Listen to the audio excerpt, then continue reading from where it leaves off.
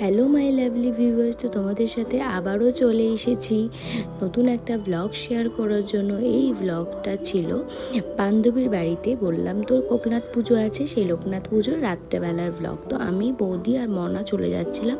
তখন মা আর ছেলেকে নিয়ে যায়নি, কারণ খুব গরম আর অনেক লোকজনও হয়। ও খাওয়া দাওয়া কিছু করেই না, ওকে বেকার নিয়ে যাওয়া। আর মা একবার গেলে আরেকবার যেতে চায় না।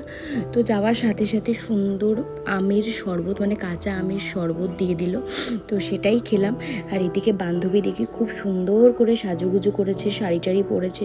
ওকে দেখে মনে হচ্ছিল আমিও একটু শাড়ি পরতে পারতাম, কিন্তু এত গরম আর শাড়ি পরার রিস্কটা নিইনি। তারপরে খানিকক্ষণ বসে আমরা চলে আসলাম খাওয়ার টেবিলে। তো প্রথমে দিয়ে দিল মিচড়ি, যেটা লোকনাথ বাবুর ফেমাস প্রসাদ মিচড়ি।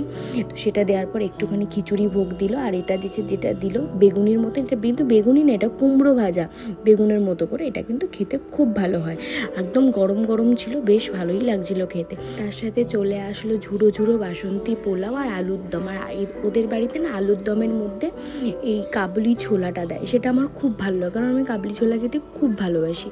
তো সেটা দেওয়ার পর আমি আরেকটা ওই কুমড়ি নিয়ে নিয়েছিলাম। আমার খুব ভালো লেগেছিলো, গরম যেহেতু ছিল ভীষণ ভালো লাগছিলো। তো তারপরে চলে আসলো চাটনি, আমের চাটনি, তার সাথে পাঁপড়। তারপরে শেষ পাতে ছিল মিষ্টি। আর আমি মিষ্টি কিন্তু রস চিপেই খাই, তোমরা কেউ বলো না মিষ্টি কী আবার রস চিপে খাই, এটা আমি এরমভাবেই খাই। তো তারপরে আমাদের বাড়ি ফিরতে ফিরতে মোটামুটি 10টা বেজেই গেছিলো, তাই আর বেশি লেট করিনি, কারণ টোটো পাওয়া যাবে না। তো এই ছিল আমার ভিডিও। চলো আজকে তাহলে আসি, পরে দেখা হচ্ছে, টাটা।